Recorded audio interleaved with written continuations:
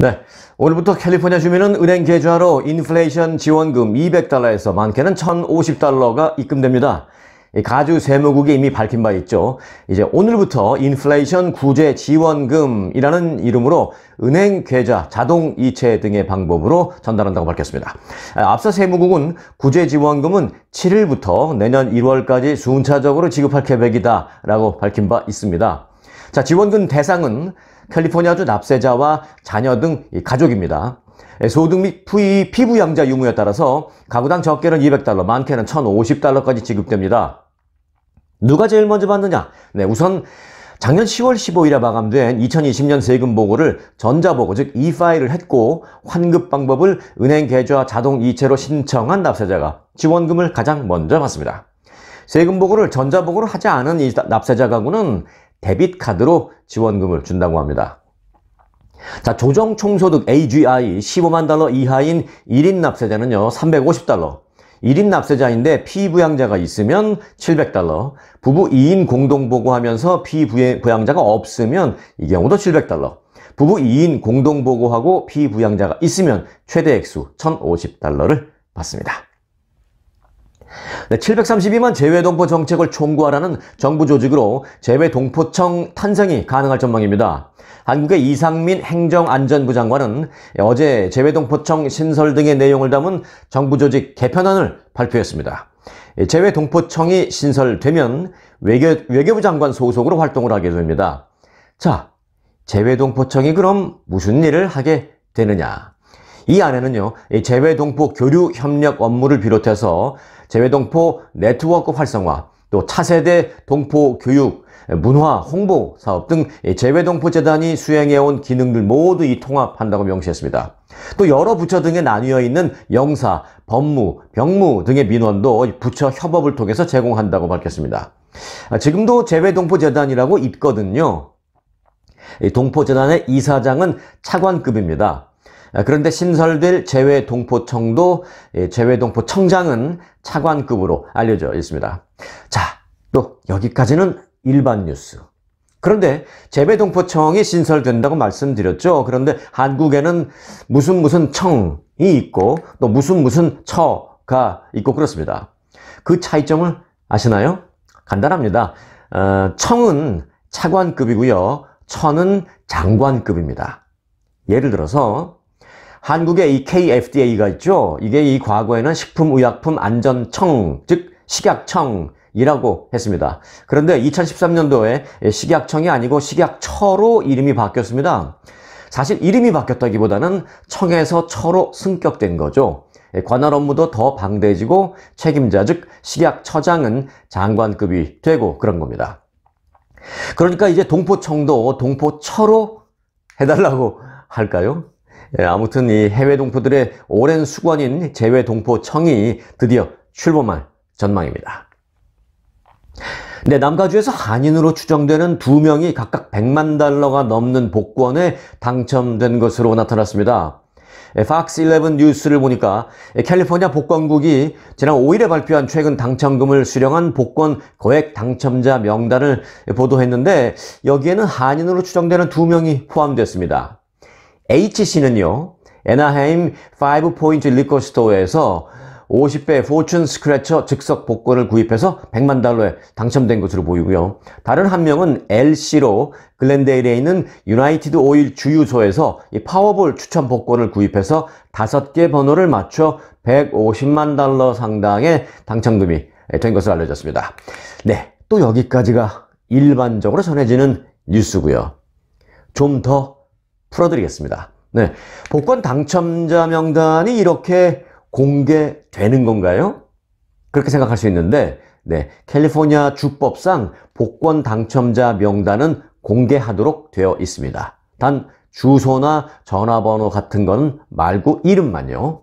어디에 공개하냐고요? 네, 복권국 공식 웹사이트에 공개를 하는데 이거 누구나 들어가서 볼 수 있습니다. 사실 이제 신문사나 이 방송국에서는 정기적으로 이 사이트에 들어가서 이름을 쭉 훑어봅니다. 혹시 한인이 있나 보려고요. 그러다 보면 가끔 한인들 이름이 나옵니다. 액수가 몇십만 불짜리라면, 아니 뭐 몇십 불 정도짜리, 또 몇백 불, 뭐 이 정도짜리라면 뭐 기사가 안 되겠습니다만은 뭐 100만 달러 이상 이렇게 당첨금이라면 커뮤니티 언론이니까 우리는 바로 기사화를 하게 됩니다. 그리고 이제 기사 첫 부분에 한인으로 추정되는 이라고 제가 좀 아까 말씀드렸죠. 이 이름이요, 한국 이름으로 예를 들어서 철수 킴, 뭐 길동홍 이런 식으로 게재가 됐다면 이건 뭐 말할 것도 없이 거의 100% 우리 한인이라는 걸 알 수 있는데요. 영어 이름으로 나오면 좀 확실치가 않거든요.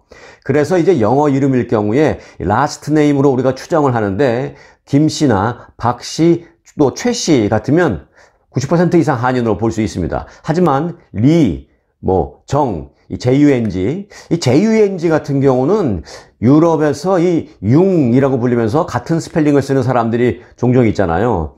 해서 이제 이런 경우에는 결국 한인으로 추정되는 정도로 기사가 나가게 됩니다.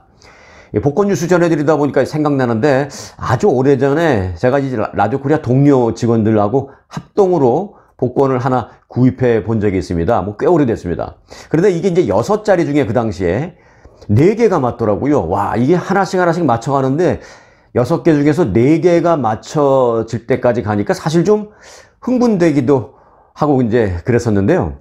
당첨금은 근데 보니까 몇십 불이더라고요. 그래서 허탈하게 웃었던 기억이 있습니다. 사실 이게 다 맞은 사람하고 하나 틀린 사람하고 복권금은 하늘과 땅차입니다. 예를 들어서 얼마 전 메가밀리언 같은 경우에 5개 번호에 메가번호까지 5개 번호에 플러스 이 메가번호까지 이렇게 다 맞으면 당첨금이 3,100만 달러였는데요. 그 메가번호 하나 빼고 5개 번호 모두 맞힌 사람의 당첨금은 18,000달러에 불과했습니다. 이 얘기 들으시면서 싱긋이 웃으시는 분은 아마도 잘 아시는 분이실 겁니다. 자주 하시는 그런 분이실 겁니다. 저는 그때 이후로 안 합니다. 복권 당첨될 정도의 천운이 있다면 뭘 해도 어차피 잘 될 거다라는 생각으로 스스로 자기 합리화하면서 안 하고 있는 겁니다. 네, 한국국세청이 해외 이민을 이용한 탈세 혐의자 21명을 비롯해 고액 자산가와 그 자녀 99명에 대한 세무조사에 착수한다고 밝혔습니다. 이 해외 이민을 이용한 탈세 혐의자들은 국세청이 해외 자금 거래 과정에서의 탈세를 포착하기 어려울 것으로 보고 상속세, 증여세 등등을 탈루한 사례가 많았다고 합니다. 이에 따라서 국세청은 최근 해외 이주자 통합 조회 시스템을 개발해서 해외 이주자 검증을 강화하고 변칙 상속 증여 혐의를 분석해서 조사 대상자를 가려냈습니다. 새 회계년도 영주권 문호가 또다시 전면 동결되었습니다. 국무부가 어제 발표한 2022년 11월 영주권 문호에 따르면 영주권자 직계가족 2A 순위를 제외한 가족이민 전순위 그리고 취업이민 3순위인 이 비숙련자의 비자 발급 우선일자와 접수가 가능이 우선일자 모두 단 하루도 앞당겨지지 못했습니다.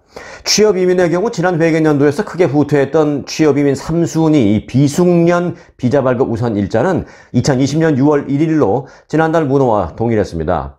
또 오픈 상태였다가 지난달 문호에서 2020년 9월 8일로 닫혔던 취업이민 3순위 이 비숙련 접수 가능 우선일자 또한 지난달 문호를 그대로 유지해서 또 동결이 됐습니다. 네, 여러분의 정치적인 성향은 어느 쪽이십니까? 미국의 경우인데요. 미국의 20대 남녀 간의 이념적인 성향차가 더 벌어진 것으로 나타났습니다. 다음 달 중간 선거에서 낙태권 문제 등이 주요 변수들로 꼽히고 있는 가운데 나는 진보다 라고 생각하는 20대 여성 비율은 늘어난 반면에 나는 진보다라고 생각하는 20대 남성은 줄어든 것으로 파악됐습니다. 갤럽의 자료를 분석한 결과 미국 내 18세에서 29세 사이 소위 20대 여성 중에 44%가 스스로를 진보라고 생각하는 것으로 나타났습니다. 반면에 스스로 진보라고 생각하는 20대 남성은 25%에 그쳐서 남성과 여성 간의 격차가 이전보다 더 벌어졌습니다. 여러분의 정치적인 성향은 어느 쪽이십니까? 댓글에 한번 남겨주시기 바랍니다. 네, 이 시간을 통해서 러시아 핵무기 사용 가능성에 대해 여러 차례 보도해드린 바 있는데요. 이제 좀 우려되는 소식입니다. 조 바이든 대통령은 오늘 러시아가 우크라이나 전선에서 핵무기를 사용할 우려와 관련해서 과거 쿠바 미사일 위기 이후 아마겟돈 위험이 최고 수준에 달해 있다라고 말을 했습니다. 좀 표현을 세게 했죠. 이 바이든 대통령은 또 푸틴 러시아 대통령이 전술핵이나 생화학 무기를 언급할 때는 그 농담하는 것이 아니다 라고 말하기도 했습니다. 이 바이든 대통령은 현 상황을 설명하면서 케네디 전 대통령 때인 쿠바 미사일 위기 이후 우리는 아마겟돈 같은 우려스러운 상황에 직면한 적이 그동안은 없었다 라면서 러시아가 전술핵 무기를 사용한다면 아마겟돈 같은 상황을 우리는 맞게 될 것이다 라고 우려를 표명했습니다. 걱정됩니다. 이럴 때는 사실 이 대통령이 이 말이 사실이 아니라 대통령이 이 상황 악화를 막기 위해서 의도적으로 그리고 외교적인 어떤 협상이나 이런 데에 대해서 좀 우월적인 위치를 차지하기 위해서 그래서 그렇게 의도적으로 세게 말한 것이었으면 좋겠다. 그런 생각을 하게 됩니다. 네, 분위기 바꾸겠습니다. 한인 성인 약 6명 가운데 1명이 비만일 수 있다는 조사가 나왔습니다. 앞서 미국의 20대 남자 또는 20대 여자가 나는 지인보다 이렇게 생각하는 등등의 기사 말씀드렸는데 나는 지인보다가 아니라 나는 보수다도 아니고 나는 비만이다 할 수 있는지 한번 볼게요. 미국 내과학회 공식 저널인 미국 내과학 연보에 아시아계 미국인 성인 비만 유병률 보고서가 게재됐습니다. 이 비만 여부를 판단하기 위해서 체질량 지수, 즉 이 BMI가 적용됐는데요. 이 아시안 대상 권고 기준치인 BMI 27.5를 기준으로 해본 조사 대상자 가운데 BMI 27.5를 기준으로 한국계는 17.4%가 비만 쪽에 속했습니다. 이를 넘는다는 거죠. 이는 한국계 조사 대상자 3,600명 가운데 6명의 1명꼴이 셈입니다. 아시안 중에 비만율이 가장 높은 인종은 필리핀계로 28.7%, 이어 일본계 26.7, 인도계 22.4, 한국계 17.4, 베트남계 13.6, 중국계 13.2% 등의 순이었습니다. 중국계가 생각보다 높지 않네요. 네. 건강을 위해서 운동 좀 하시나요? 이 한인분들 건강을 위해 뛰시는 분, 또 걸으시는 분, 또는 빨리 걷기 하시는 분들이 많으신데요. 계단 오르기가 그렇게 좋답니다. 칼로리 소모에 아주 효과적이고요. 관절은 물론 척추, 엉덩이, 허벅지 근육 등등에 아주 좋답니다.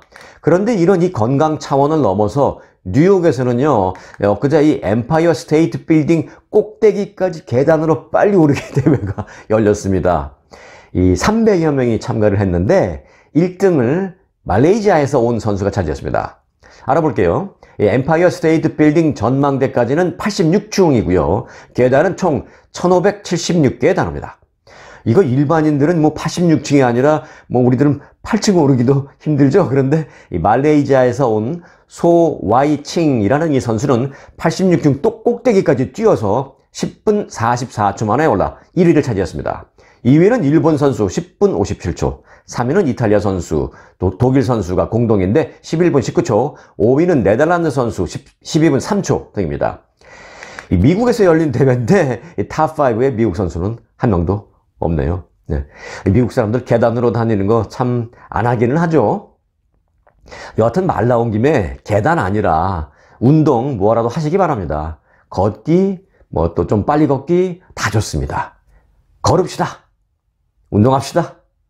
마치겠습니다. 고맙습니다.